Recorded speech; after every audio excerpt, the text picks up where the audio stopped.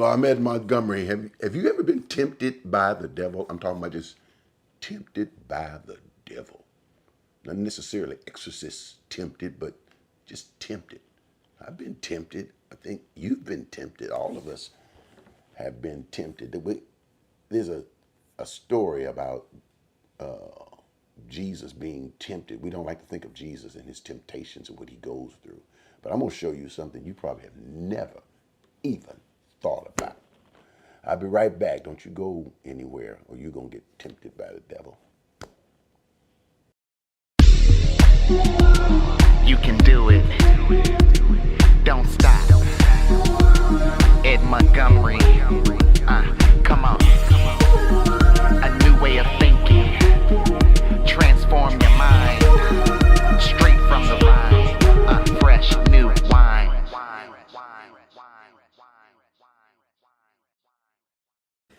Hello, I'm Ed Montgomery, aka Dr. Ed. Thank you for being with me on Fresh New Wine. Fresh New Wine is about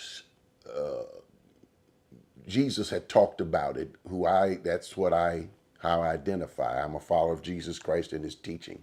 People ask me, "Are you a Christian?" I say, "I'm a follower of Jesus Christ and his teachings." But are you a Christian? I am a follower of Jesus Christ and his teachings.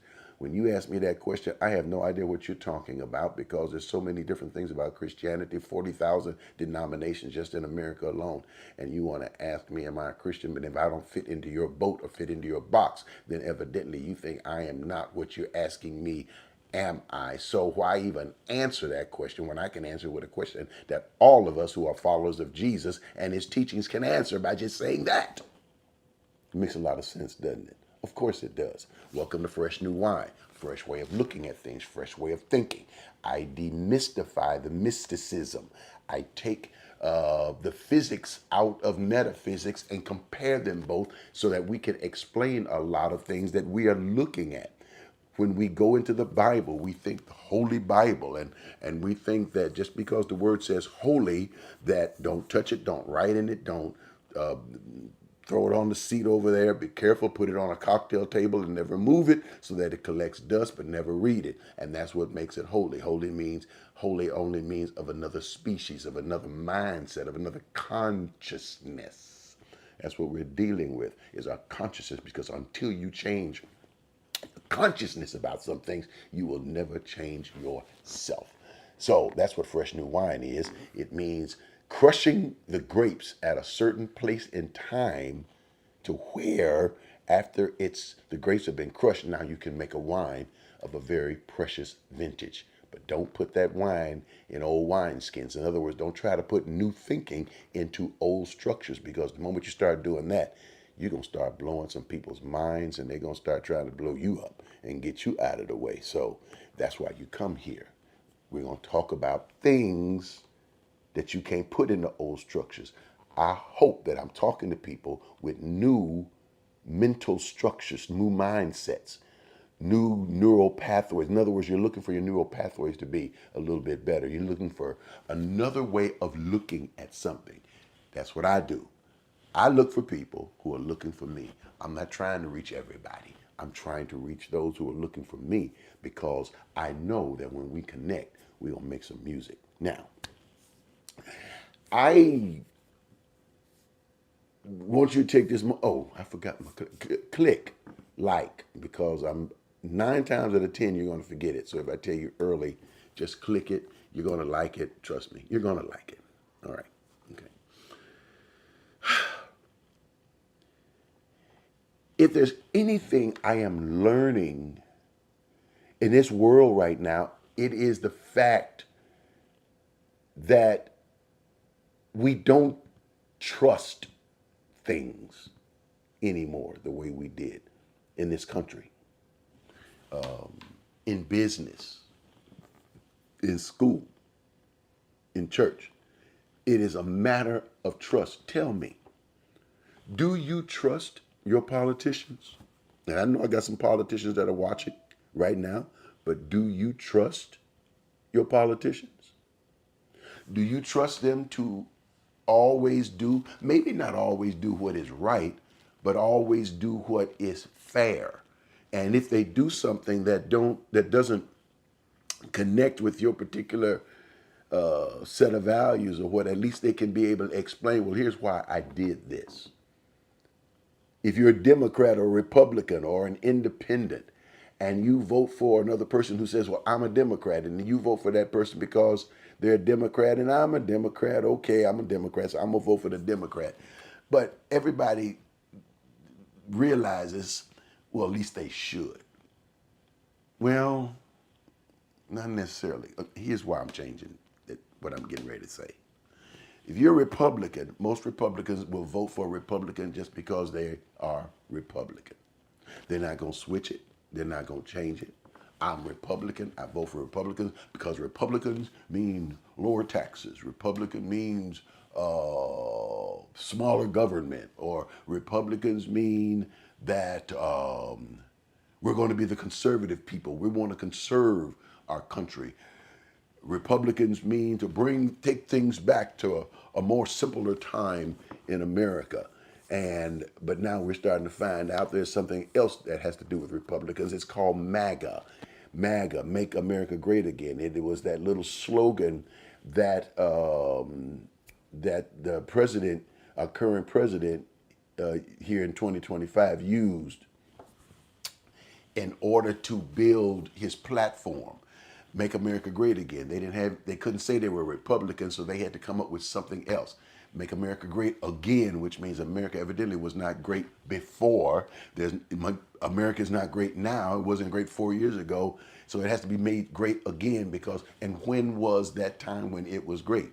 And most people are now saying around the 1950s. Well, we also understand that Leave It to Beaver was there in the 1950s with the white picket fence and the little house and walk to school, and maybe there was one black kid on the block and the kid might not have been as black as you think he was. That's the way we saw the 1950s. Not equal, not together. And then they're fighting against now, not the Democrats, but are fighting against what is called wokeness or the liberals, which are other names for we do not want to be in a multi-racial or multicultural America. We want America back the way we want it to be, the way we believed it was, that people of one race. Let me stop right there too. Oh my goodness, I'm stopping at a lot of places. Okay, I want you to imagine something. I want you to imagine a color wheel. I've been saying this a lot. I'm not sure if I'm right about this. Matter of fact, your comments, hit me up and let me know when you hear what I'm getting ready to say. Tell me, maybe, maybe not. Just tell me what you think. Okay, here it is. I'm looking at the color brown, that one color brown. And I'm going to use that color brown for people. In other words, their skin color. I'm not talking about their politics. I'm not talking about their thought process. And with that color brown, when you start lightening up that color, you can go from brown to light brown to light brown till it's a very light brown. Go the other way, it becomes darker, darker, darker until you have dark brown, dark chocolate brown. You can have white chocolate, dark chocolate, but white, forget that. Very light chocolate because it's very light. Now, that's color. Brown, light, dark. That's color. When you go into white and black,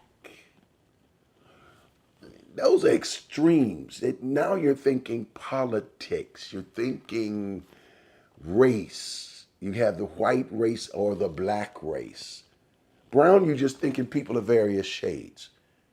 When you're thinking people of various light brown, dark brown, and that's what we call white people are just lighter browns, lighter browns. If you come from the dust of the earth, God made man from the dust of the earth, made mankind from the dust of earth, breathed into man the breath of life, man became a living soul. Mankind itself, not man as a male man, but mankind.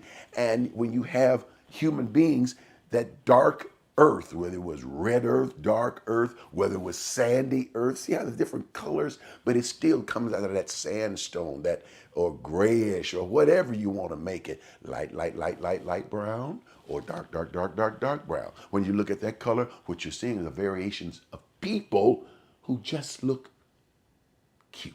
They nice. They look good.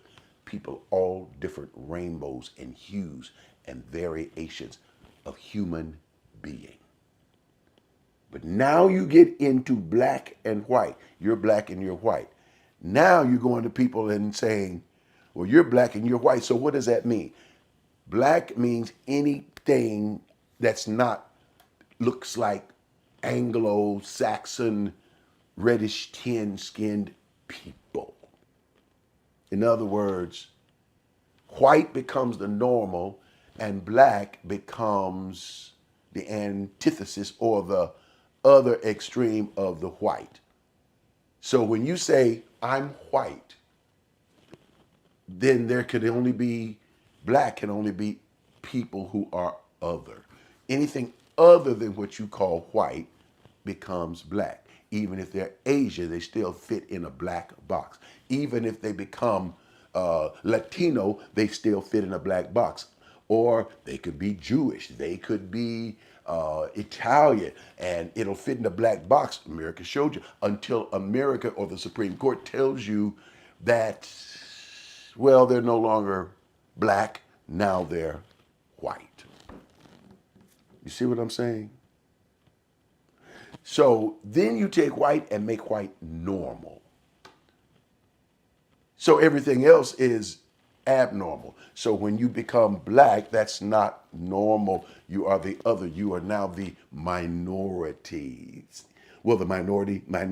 But what is the white? The white is not the majority. The white is the normal. So when you're white, you don't think of I'm white and they're black. You think of I'm normal and they're black. It used to be, you didn't say the white church down, they're saying it now, but the white church down the street. They said it's the black church down the street. Oh, I go to a church. Oh, you go to a church? Yeah. And they say, oh, they go to a black church. In other words, it's a black church. Or if you go visit that church, the majority of people are black. Or if the pastor is black, then it becomes a black church. If it's black led, it's a black church.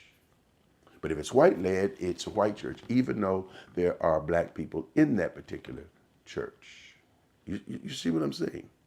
So what you're looking at is black people building a culture or building a community together because they're dealing with this thing called whiteness pushing society or pushing its culture, but black people are infusing things into its culture, whether it's its music, its food, its spices, its ingredients, its color tones. So now you have what is called black or blackness or black culture. So that means I can still be brown on the color wheel as a human being, but also black because I'm a part of this culture that whiteness forced people into. In other words, we gonna make something good out of what you thought was bad. You kept the pork chops, you kept the pork loin, you kept all that, and then through the black people, through the people, the enslaved people, the inner guts, and they turned them into chitlins. Now, I'm not going to eat them because them things run your blood pressure up like they're crazy. Plus, I never did eat them. It never did want them. I know there's some chitlin people out there. If you still eat chitlins, say yes. You need to get off them chitlins because your blood pressure is going to go up if you keep eating them. You sure will be not eating them if you're doing this thing in the summertime. Now, so if you take this thing of white and black, now we're into politics, culture. White is normal, black is different. You never say white church. You call church, white church, or white-led church, the church. When black people say I go to church, I go to church. They don't never say I go to a white church. And black people don't never say I go to a black church either. But that's how people look at it. If the school is predominantly black, it's a black school. Historical black college. It's black. It's black. Instead of the school or the college or college like it's college. In other words, the standard. Well, all of that is changing now. Numbers are shifting. And the people who were in the majority want to make America great again because they're becoming the minority. But you better watch out because they will take the same laws that you use, that black people use to create as a minority in order to survive, and use these things to change. You know, over the years, I've had a slogan, a statement that I've lived by. And it's been the slogan of our ministry. And what it's called is building the people who shape the world. And I'll be honest with you, I was on fire about this slogan about 40-something years ago. And I was ready to go out there and get the world saved because we're building the people who are going to shape the world. And I had this vision of being able to go out and shaping this entire planet and reaching out into nations, which we have done. But I think when you get a little older, no, let me say vintage, things change a little bit. And so the world I'm concerned about shaping is the world of everyday people, not the whole planet, but your world, my world. How we shape our relationships, how we shape our value systems, how we shape our morality. And in times like this, how we shape our courage. And when you begin to shape your world, you can begin to help other people shape their world. And then you can connect your shaped world with the shaped world of other people and build even greater works and greater worlds. That's why I ask you to give, because your giving helps us to be able to give how we think, how we see God, how we view ourselves through the lens of our God, through God's Spirit, through His power, through His love, how we love other people, how we help other people. This is what I believe our life's mission work is. Building the people who are shaping their worlds. To build them up. Encourage, to build them into knowing that their value supersedes what other people would try to tell them about their value. It is healing broken hearts. It is realizing that I walk in abundance. I walk in places that I don't have to worry about lack. It doesn't mean that I won't have any, my pockets won't be empty every now and then, but it means I won't walk in lack. It's how we think about this. If God holds me, God has given me everything I need. Ladies and gentlemen, help us to keep doing what we do. Take a moment. Go to myalc.org. That's myalc.org. Or if you're watching this on one of our emails, click the button at the end of the email. Just take a moment and do it. Or you can text to give. And that text to give is 713-742-2035. Do any one of those things. But what you do, make sure you do it with love, because that's what's going to explode this power all over, not only the world, but shape the world you're in. God bless you. We love you. Hey, don't forget to subscribe to my channel. Hit that subscribe button, smash it, crash it. Let us know you're there.